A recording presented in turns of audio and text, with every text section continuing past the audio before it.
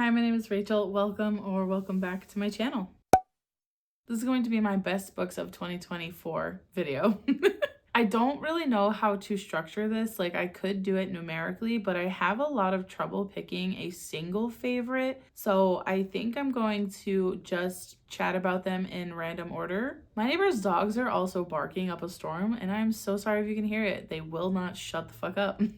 I'm actually going to start with some 4-star books. So I have a list of books here that are mostly 5 stars, but a couple of them are like 4.5, because I loved them. And I feel like these are books that I will love more as time goes on. And like when I reread them, I will like appreciate them more and my feelings for them will grow. So they're on here, even though they're not 5 stars, but I did not have like an overabundance of 5-star reads this year. I feel like in 2024, I read a lot of things that I just really hated. And I had a couple of 5-star reads this year that I loved and are super fantastic, but I don't think that I would consider them an all-time favorite. So a couple of the 5 stars haven't made this list. I think it's only 2 or 3, but maybe I need to readjust my star ratings in 2025. Because I don't know why I rated them 5 stars if I wouldn't consider them favorites. I just know, like, without a doubt that, like, I loved the book so much and it was perfect and beautiful, but, like, I wouldn't consider it a favorite. Like, I don't know. Maybe I need to adjust my ratings next year. We'll see. The first book I'm going to talk about here is Nona the Ninth by Tamsin Muir. This book was first and foremost confusing, as most Locked Tomb books have been for me so far. But I don't think that it was confusing because it was written poorly or like a bad book. I genuinely think that being confused is part of the experience when it comes to this series. And the reason that I rated this 4 stars and not anything higher is because I think that I spent too much time in the beginning wondering if I was confused because I'm an idiot or if I was confused because I was supposed to be confused. And so I didn't like fully let myself just enjoy what was happening. However, the character of Nona is so precious and sweet and endearing, and I just feel like when I reread this, because I am definitely going to reread this series for sure, when I reread it, it will be like a 5-star. Like, I know that I've read it and I know that like it was me and not the book this time, and next time when I read it, like I'll be more prepared for what's going on and I will be able to pick up on some nuances that I missed in the first time, and I'll be able to give it a 5 stars. But I do think that this is one of the best books I read last year. Just the way that it was constructed, like this journey that you go on with the main character. Like, I'm not going to say anything more than that because I don't want to spoil it, but essentially like you are seeing the world through Nona's eyes and you're going on a journey with her, and there are a lot of small bits of foreshadowing and like tidbits and nuances that you don't really notice at first, and then once you get towards the end of the book, it's like all these things kind of come to a culmination and you're just like, holy shit, that was wild, like a wild ride, which honestly is true for all of the books in this series. Especially Harrow, I think, was like the craziest one to me so far. But again, like this is fantastic and I do consider it one of the best books I read in 2024, even though I didn't give it a 5 stars. The next book I'm going to talk about is The Raven Boys by Maggie Stiefvater. I read this for the first time this year after saying I would never read this book.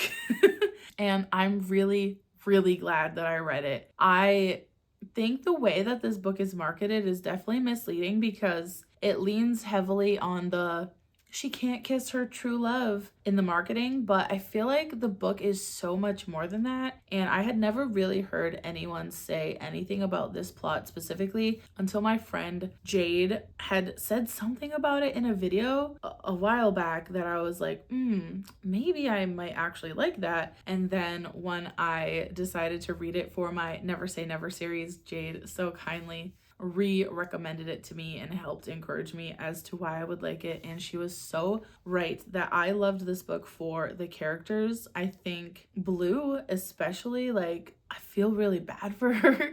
Like she doesn't really have like a bad life, so to speak. I just think that she is kind of like shoehorned into this like role that I don't know if she like really wants. And that's kind of hard when you have these expectations placed on you. And a lot of people just like think that you're fine with it, and they think like this is where you want to be and you're okay with it, and you're just like stuck in this like role in your life that you don't like really want necessarily. And the Raven boys themselves are also like very much not what you would expect, I think, from the synopsis. And the like mystery that we're kind of getting involved with, where there are these ley lines and this weird like supernatural magical element to them, and the mystery I think also is like really engaging and intriguing. And I feel like the only reason I didn't give it 5 stars is because like I wanted more than what we were given. However, I think that's like a good thing, right? Because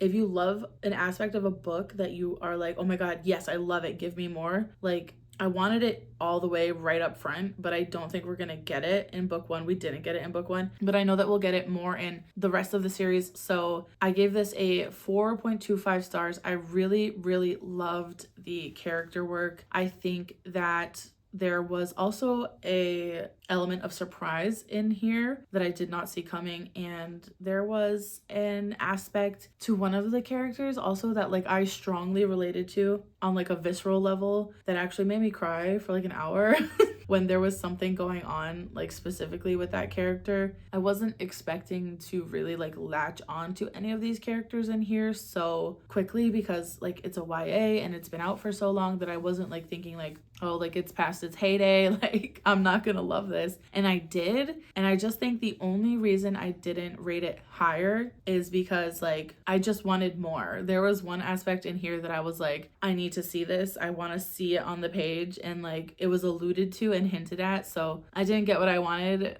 I rated it lower just to be petty. The next book on here I also rated 4.25 stars. And that was The Only Good Indians by Stephen Graham Jones. I love Stephen Graham Jones's writing so much. I read My Heart is a Chainsaw and absolutely fell in love with the way that it was concocted and the way that the story was presented to me. And the same thing happened here. Like I love the way that the story was presented to me, and it was definitely like eerie and had me on edge. And there was an interesting storytelling tactic where we follow one character for the majority of like the first 30%, and then there is a tone switch, and I was like, whoa, that's really jarring at first, but also like it definitely worked in the context of the story and it made so much sense. However, I do wish that was just like a little bit scarier at the beginning, because I think a lot of what was happening in here really was playing into the reader's like psyche and like trying to like get under our skin, and it definitely did that for me. However, I wanted it to be scarier for the characters in the book also. I feel like it did go there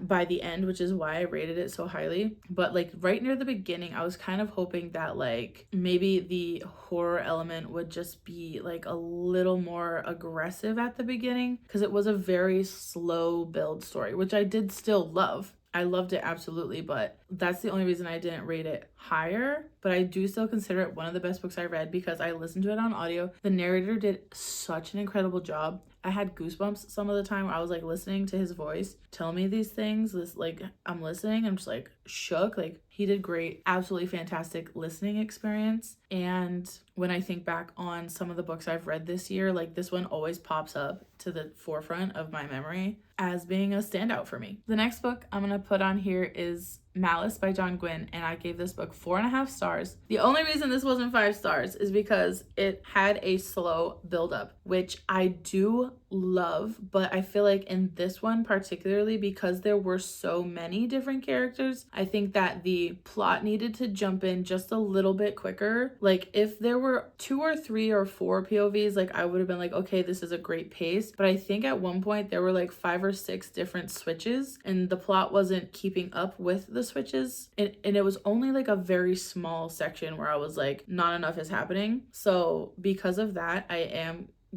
did give it 4.5 stars. However, I was obsessed with like the last 60% of this book. I could not stop thinking about it. When I put it down, I was like, I need to know what happens next. And I was like constantly thinking about picking it back up. And then the ending was like gut-wrenching, and I was like on the floor, dead sobbing. Just so much happened, and I really feel like it definitely was a great intro to the series, and it set the tone for like what to expect from this world specifically, and also like set the tone of like a lot of the people involved. And I really think that it was just a fantastic display of like found family. Again, John Gwynne and found family go together like peanut butter and jelly, but I feel like it was just a great like way to showcase like your found family. Like sometimes they suck too, but you always like work through it and you come back together. And there were such strong familial bonds, sibling bonds, and I feel like this book also had themes of like what is right and what is wrong. Like again, we're discussing like morality and like who is actually the villain and who is the good guy, and like are they both like good and bad people, or are you only good, or are you only bad? Like again, like this series just has so much nuance, I think personally. And I know once I finish the series, I will be rereading this many times in the future. So for that reason, it is on my best books of 2024, even though it's not 5 stars. The next book I'm going to talk about is You're Not Supposed to Die Tonight by Kaylin Barron. This book is another one that I gave 4.5 stars. However, this is definitely one of the best books I read this year. I read it in less than 24 hours. I read it when I was at a cabin by the water. I felt like I was in this story. It gave me goosebumps. It made me scared to go to sleep at night. I was like so gagged by the ending. Like, Miss Kaylin Barron, you did that, and it was beautiful. The only reason this isn't 5 stars is because I wish it was longer. This is a camp horror slasher, and I feel like this length normally would be perfect, but like I loved it so much that like I honestly needed it to be longer. There was a tiny element in here that appeared like so momentarily. It was honestly like 3 chapters where I was like, I don't like the direction this is going in, but then it like circled back around and it was like, just kidding, like this is the direction we're going in. And I was like, phew, thank God. And that's like the only reason I didn't give it a 5 stars, but it's so good. I need you to pick this up. If you need like a really quick, immersive, fun, engaging, like I felt like I was part of this camp. I felt like I was part of this game. There's a game that they play at the camp, and it's like this experience where people go to this camp, which is called Camp Mirror Lake. They pay to be scared to death, basically. And then at the end, whoever is like the final survivor gets a t-shirt and their picture on the wall or whatever. And then they go, you know, go home, whatever. But one night the game takes a turn for the worse and it turns into a real slasher. So yeah, if you just need like a really kitschy, like fun experience, I highly recommend this one. And this book made me want to pick up Kaylin Barron's other works because I wasn't really interested in them at first, but after reading this one, like I just need to see what else they have up their sleeve. The next book I have on here, which I've also rated 4.5 stars, is The Solstice Court by Jade Juniper. The only reason this was not a 5-star book for me is because there are 2 side characters in here who are twins, and I feel like they should have just been smushed into one person. Like, I get why they're separate, and I like understand it, but at the same time, I'm like, they play such a small role that I'm like, they could have just been one person. But anyways, this book is so just cute and cozy, but there is like political tension, there is action, there's like high stakes, like people are in danger, people get hurt, like things happen here. And this book is a story of Kezra, who is a princess, heir to the throne. She's kind of like the reluctant heir. She's just like, this title, I don't want it, like whatever. But unfortunately, she lives in a world where like she doesn't really have a choice, and there are 3 kingdoms that are all so different from one another, which I think is like so beautiful. The way that these 3 kingdoms are so opposite but like complement each other in a way, especially in their magic. I think the way that the magic is so different for each kingdom, but also like they bounce off of each other, like and complement each other, like yin and yang. And I just think that it's such a great found family, coming of age, queer normative, like whimsical, just so whimsical, I guess is like the perfect word for this. Whimsical, cozy, political. And there is such beautiful nuance in here with the mother-daughter relationship, and the father-daughter relationship is also beautiful. The friendships in here are just so cute. But this book, absolutely love it. I've already read it twice. I read it twice this year. I beta read it at the end of 2023 into early 2024, and then I reread it when it came out in September. And I love it. I love it so much. It's so cute. I love you. Oh, you too. You're the Mom. best. Oh. I don't know where I was. My son came to chat with me and show me something and give me a hug. But yeah, this book is going to go down as like an all-time favorite. I've talked about this book so much on my channel. You guys know I love it. And I'm going to keep talking about it. So sorry in advance. The next book I have on here is To Shape a Dragon's Breath by Monoquill Blackgoose. This is the last one that I have rated 4.5 stars on this list. However, this one is one that really snuck up on me. So I listened to this on audio because my library did not have the ebook available and I couldn't get my hands on a copy of it. So I had to listen on audio. However, I listened to the first couple of chapters and I was really jarred by the narrator's voice, and I was like, what's happening? What's going on? So I actually like put it down for 2 days and then picked it back up again and like restarted it, and the second time was like, it just clicked.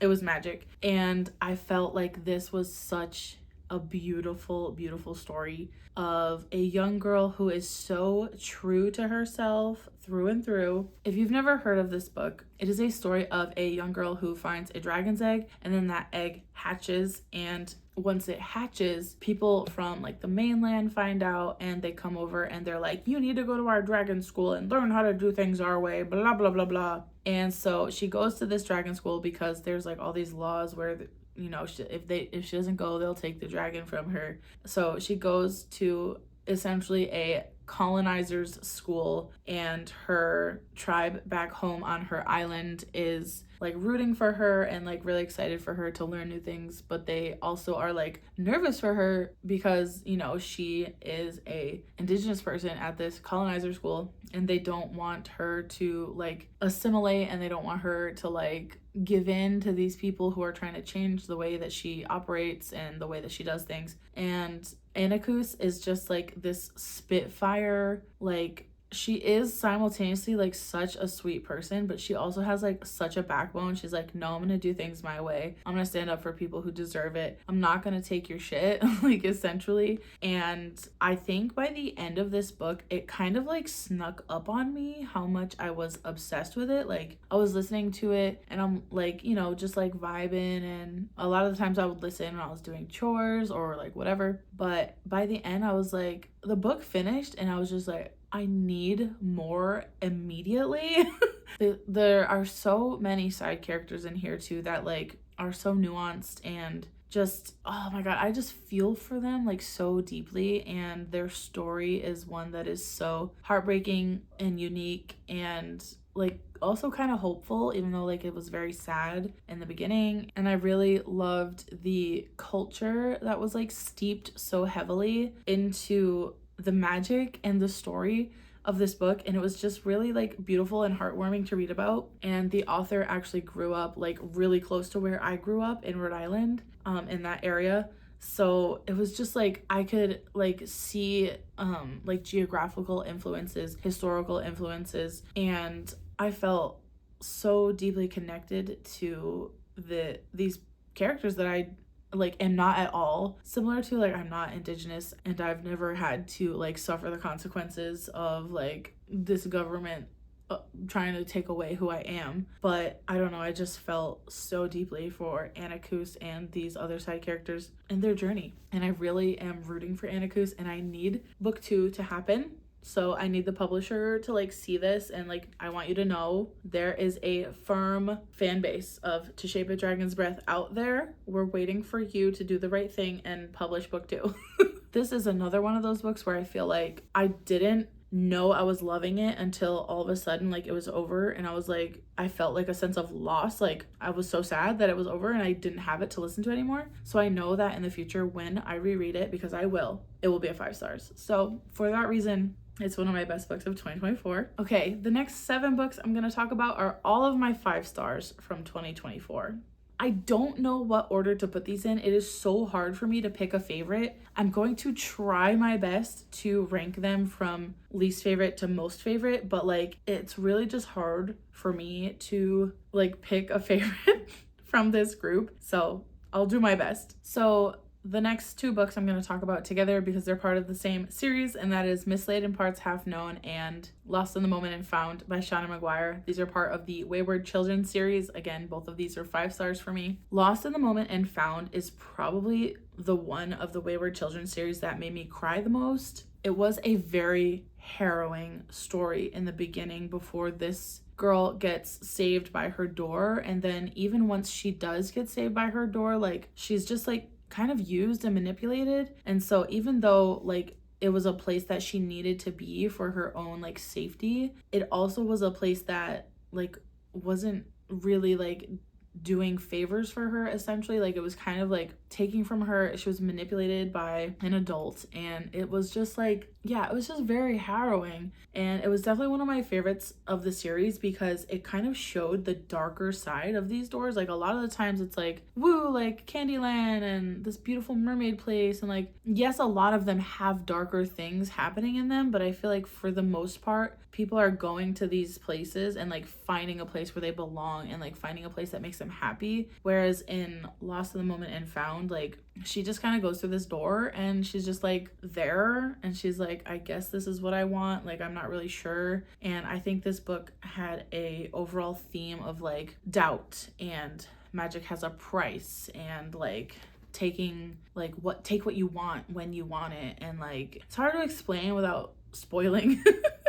So I won't say much more than that, but this one was fantastic. As far as Mislaid in Parts Have Known, this one was also fantastic. Like this was a continuation essentially of Lost in the Moment. It followed the same main girl, but like she was kind of with the group that we have been following throughout the overarching plot. And I just love the dynamics of this group. Every time we add a new person, like the dynamic just like grows and like everyone meshes, even though they're all so different. And I think what I love so much about this one too is they go to a dinosaur world and they meet a girl there who helps them as they're like trying to go from one door to the next. And it has these dinosaur friends, and it just really made me think like if my son went through a door, like that would be his door. So for that reason alone, this book was like an automatic 5 stars for me, because I felt like I got this like inside glimpse of like, oh my god, like if my son were to go through a door, like that's him, like he would be this girl right now, like this would be his life. And I was just sobbing. I was like, oh my god. It was very emotional for me. These 2 books both made me cry for different reasons. So for that reason, these are some of my favorite books of 2024. The next book that I gave 5 stars to is The Familiar by Leigh Bardugo. I fell in love with this book. This felt like I was reading like historical nonfiction at first. Like it really felt like I was reading about this like actual historical person. I just felt like I could feel the love and care that Leigh Bardugo had for Lucia in this book. And in this book, we are following Lucia as she navigates life in Madrid. I believe this is during the Spanish Inquisition. I could be wrong on the like historical context here, but I'm pretty sure it's the Spanish Inquisition. And essentially like Jews are being persecuted in Madrid at this time, and so she is a Jewish person who is basically like, you know, hiding as a Christian in this world, and then she also has to hide her magic. I think the magic is a metaphor here for like her heritage, her roots in Judaism, and it was just so beautiful. And I feel like a lot of people don't like this because it is so slow and character driven. Like there isn't a lot happening at first, and then the plot does pick up, like actually have a plot around halfway through. There's a little bit of a tournament situation, and then at the end, I don't want to say anything else about that. And then at the end it ends. But anyways, I found this to be just extremely beautiful and poetic, and I loved the person who is the familiar. I won't say much more about them. However, I thought that it was really interesting the way that this world had these magics, and it is a very loose magic. Like, there's not a lot of rules around it. We don't learn too much about like the history of the magic and like where does it come from and like why do you have it. I feel like the magic was a metaphor for her heritage and how she had to hide that in her life, and I just think it was stunning and beautiful. I didn't want it to end. I was reading it, and every time I was reading it, I was like, oh, so gorgeous. Like, I was reading every single chapter so slowly, so like I don't want this to be over. And I think that if you like historical fiction, you will like this, because again, like it definitely is historical, but I felt like I was reading about a real person. Like, it felt so vivid and so alive, and I felt like I was walking on these cobblestone streets with her. I felt like I was sleeping on cold, muddy floors with her. Like, it was just so beautiful, and the imagery really like just worked for me. This worked for me, and it's not going to work for everyone, but for me, sold, signed, sealed, delivered. Loved it. 5 stars. Definitely a favorite of all time, I think. And I just love Leigh Bardugo in general. I think the only book I haven't given her 5 stars is like maybe book 1 of Shadow and Bone and then Hellbent, but both of them were either like 4 or 4.5. So I'm a Leigh Bardugo fangirl through and through. The next book I'm going to talk about that I gave 5 stars to is Banned Book Club by Kim Hyun Suk. And this is actually a graphic novel, non-fiction memoir, and I read this for Banned Books Week in September. So I'll link it down below because I go into extensive thoughts on every book that I read in that week. However, I'll just say here that this book really took me by surprise with how much I loved it, because I'm not a huge nonfiction fan, but I don't know, this one like really stuck with me. I loved the way that the author used her own experience to kind of demonstrate through storytelling. Like, it is kind of fiction, but it's like based on her, like what actually happened in her life. So it's, I guess, a fictionalized graphic novel of actually like what happened in her life. So it's also a memoir. I don't really know. It's kind of genre bending in that matter. But she goes to college in South Korea. I believe it's in the early like 1980s. And her experience with being exposed to the idea of banned books and being exposed to the idea that the government isn't exactly always on your side. Like, her learning like what fascism is and making friends at school who have different opinions than her, and kind of opening up her eyes and showing her like, hey, like, wake up. There's a lot of shit in this world going on that you're just not fucking aware of. And not really holding it against her that she was like naive to these things, but kind of guiding her and like showing her like, this is what a protest looks like. Like, we are being peaceful. The government is gonna lie to you and say that we're not. The government is gonna like do what they can do to frame us and like arrest us and pose us as the bad guys. But in reality, like, we just want equal rights for people. We just want like humans to all have like the same opportunities. And like, her experience, I guess, with being scared for the first time of her government, and kind of like I guess gaining the courage to like fight back in a way that worked for her. Like, fighting doesn't have to be like physical. Like, you can fight back by reading banned books, you can fight back by spreading ideas. There's just small things that they like show her, like, you can do this, you can do that, and like these things all help fight the cause. Even if you're not like on the front lines, if that's too scary for you, like, there's other things that you can do. And I don't know, it was so captivating. I read the whole thing in one sitting. I was just so enraptured by the way that Young Suk's told this story. And yeah, this is so worth a read. Like, if you can get access to it from either your library or if you have the means to buy it for yourself, it is really poignant. And I think it's a very important read, especially in America right now, in the times that we're living in, with Trump being reelected and the imminent book bans that are going to start happening at a more alarming rate than they already are happening because of his administration. So I think that this book is definitely one that I would like say everyone should read it, no matter like what your preferred genre is. That this book is one that you should absolutely pick up, and I will never stop thinking about it, and I will probably be rereading this once a year for the foreseeable future.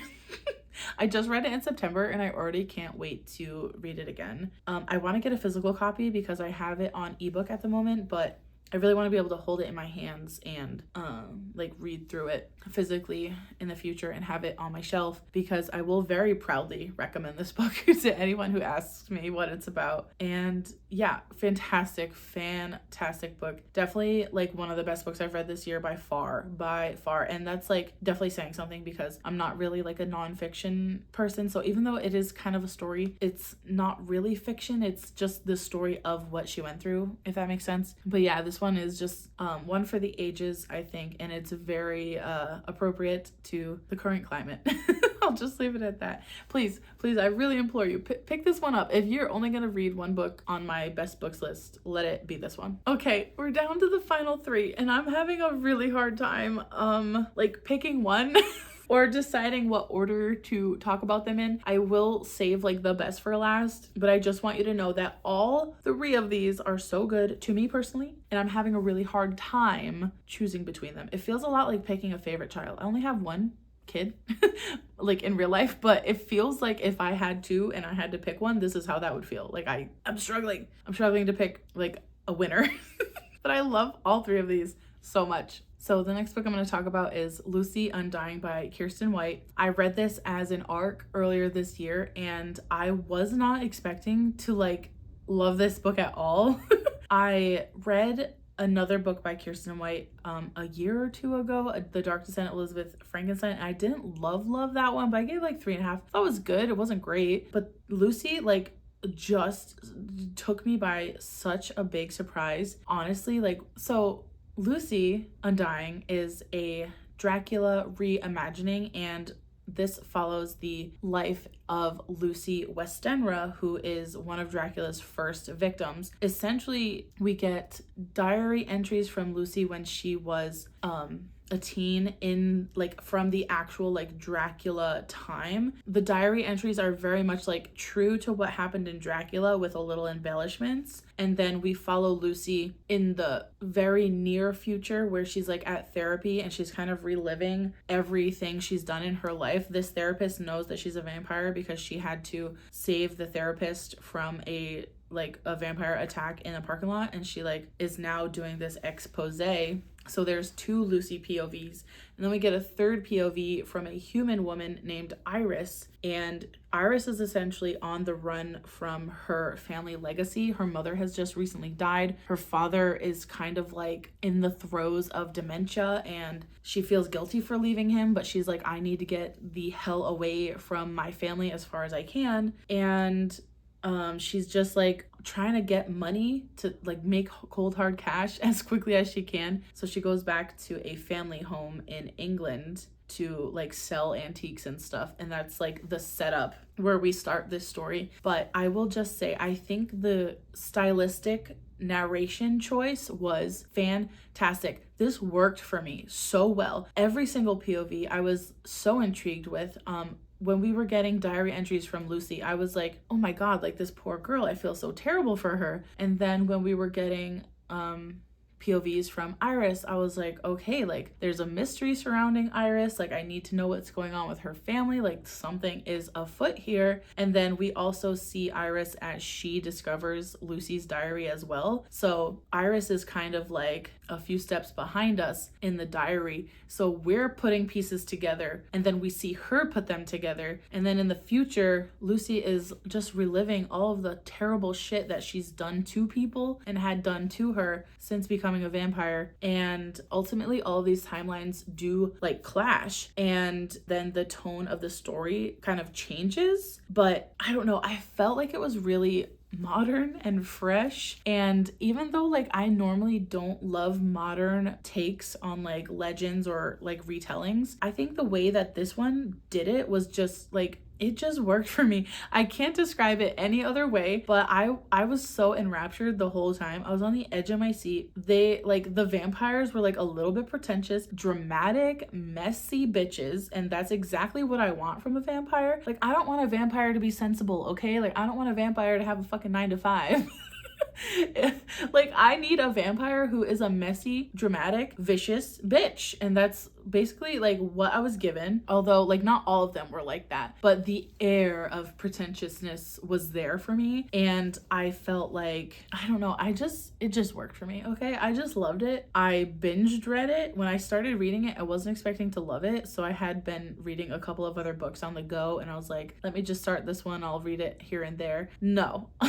That's not the case. I read it in like 3 days flat, and it's quite long. I think it's like 400 something pages. And I read it entirely physically because I had it as an ARC because it wasn't out yet, and I loved it. I loved it. This was a great book. I need to buy a copy immediately. I still haven't bought one yet, and shame on me. I didn't get any books for Christmas, so maybe I'll just buy myself a copy of Lucy and say it was a Christmas gift to myself. The penultimate book that I'm gonna talk about is The Fury of the Gods by John Gwynne. This is 5 stars. If I could give it 10 stars, I would. This series is very hard to explain without spoiling too much. So in book 1, we follow a cast of characters. There are 3 separate POVs that are all taking place at the same time at different points in this world. And there is a mother who is trying to reclaim her stolen child. There is a slave who has escaped his confinement and is basically like looking for his place in the world, and he also wants to get revenge for his sister who was murdered. And then there is a Jarl's daughter who wants glory, but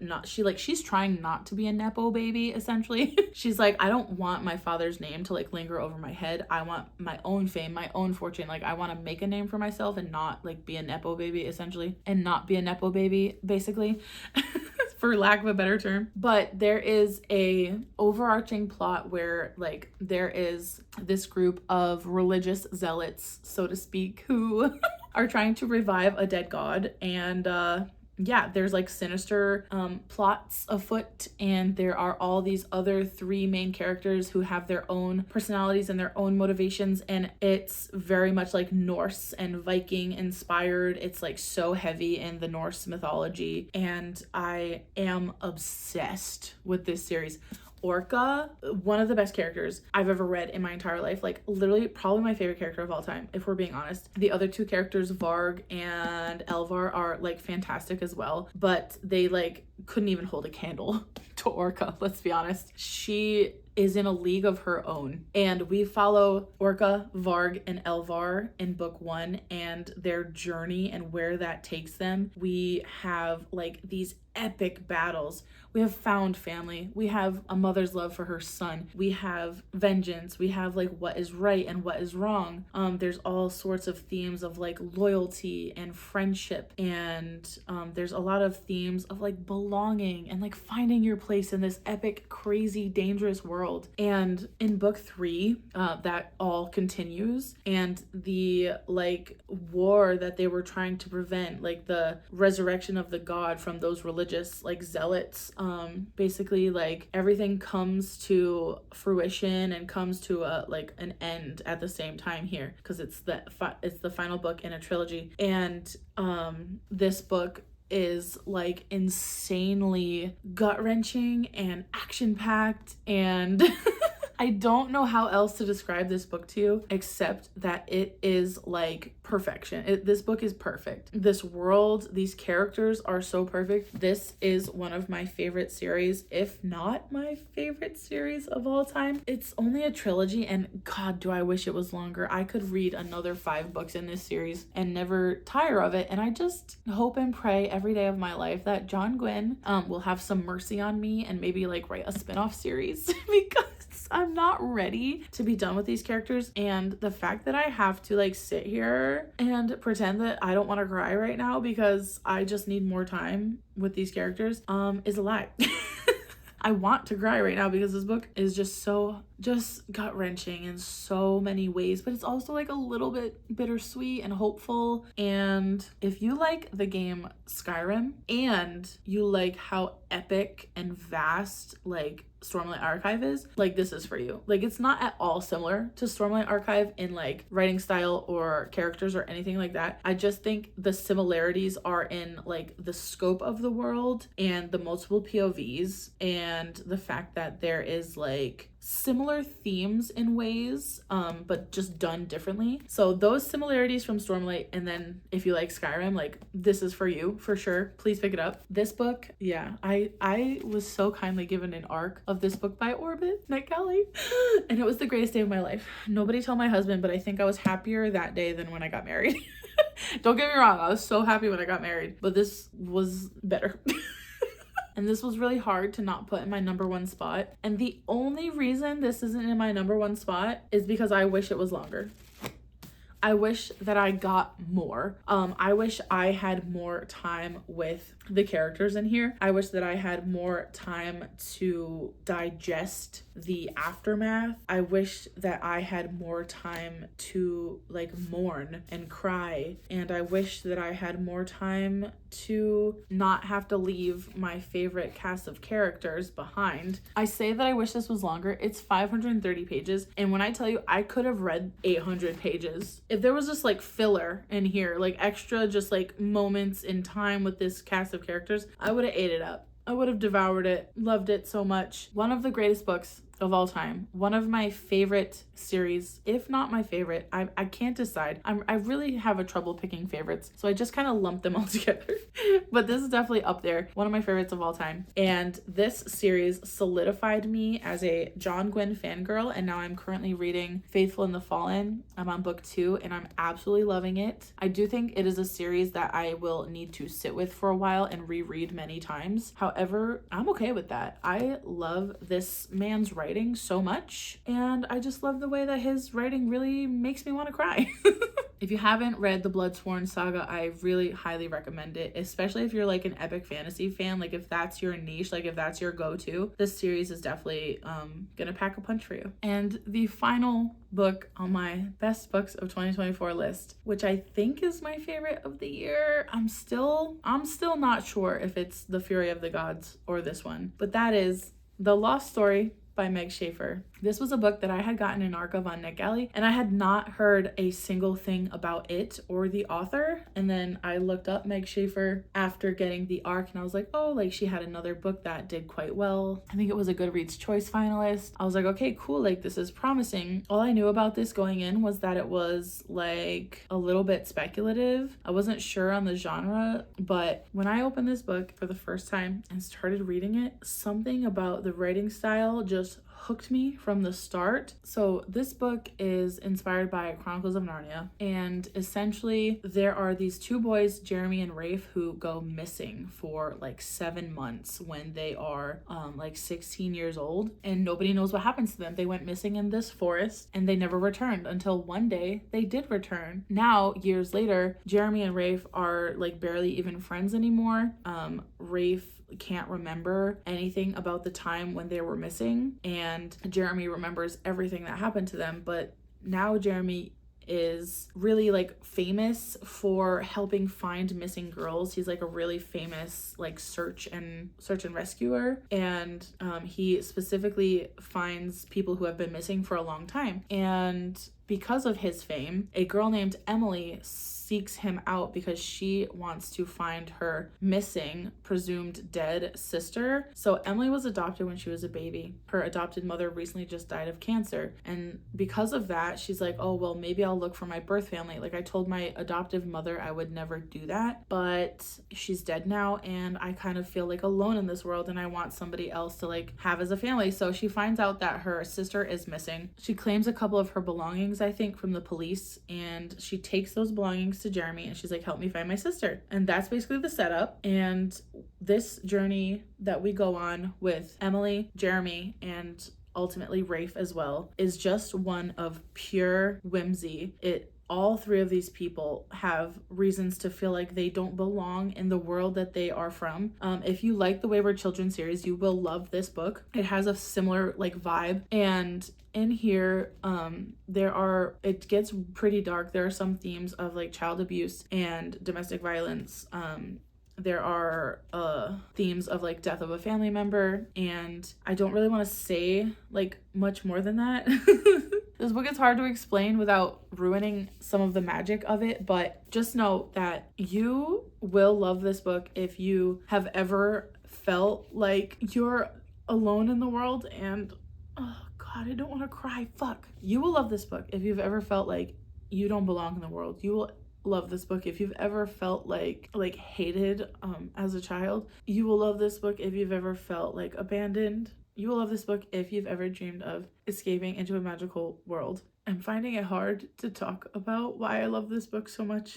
Stop it, Rachel. Fuck, I'm not gonna cry in another video. This book is essentially like every lost kid's like fantasy, where you dream of a magical world meant just for you that you can escape to and feel like you belong and feel like you matter and feel like people care about you, where that found family like is so like visceral in saving your life. Essentially, Jeremy, Rafe, and Emily become very close over the course of this story, and it is like a little whimsical and it is a little bit like nonsensical at times, and it is also like very hard-hitting and like sad at times, and I can't even believe so much of that happened in such a short book. The way that Meg Schaefer makes these feelings and emotions like jump off the page in such a small amount of time is crazy to me. I can't believe that I fell in love with this book so quickly. I binged this book in like 24 hours straight. Oh my God, stop crying, you big baby. The way that Meg Schaefer creates such a magical, profound like experience in only 320 pages is insane. Like, genuinely a mastermind at her craft, and I just love this book. I love this book a lot, and it's crazy because like I didn't expect to cry talking about it. I almost cried talking about Faerie, but that one didn't like feel as close to like an experience I've lived before, so it is a little harder to talk about this one for me personally. But I just think that, yeah, if you've ever grown up and like just wondered like, is there anywhere that I will belong? Is there anywhere that I will ever find that like people care about me and like I matter to them, and like a place where I can like do something with my life and like be someone and like not be stuck in this place where I feel hated and like rejected and abandoned? This is for you. Like, you will love it. It's a perfect mixture of whimsy, hopefulness, and like hard-hitting sad topics, and I think that the way that they are handled is fantastic. There's also a beautiful love story in here, and at the end of this book it says "the end?" ? Meg Schaefer, what does that mean? What does the question mark mean? Huh? I'm gonna need you to write me the Lost Story Part 2. Where is the Lost Story, the sequel? It's been long enough. Please announce something, please. I beg you, I'm desperate. I loved this book so much as an ARC that I pre-ordered it and got it signed and personalized. It says, "Do you believe in fairy tales?" to Rachel, Meg Schaefer, and even the map artist, who is her husband, signed it and doodled on the map for me. If I haven't convinced you yet, please pick up The Lost Story by Meg Schaefer, because it is a perfect book from cover to cover. No notes, not a single thing that I wish we had more of. I would say I wish it was longer, but like it didn't need to be. It was perfect the way that it was, and I need to reread it soon because talking about it has just made me like my heart, like I feel like my heart is crying out right now for me to like get back into this world. And I wish that we had a second one. Meg Schaefer, I need you to write more. So those are the best books that I read in 2024, mostly in no order except the last couple. Please tell me what your favorite book of 2024 was down below, and if I should read it. And in honor of The Lost Story being my number one, leave me a unicorn emoji down in the comments below, and I will see you guys in the next one. Thanks for watching. Bye.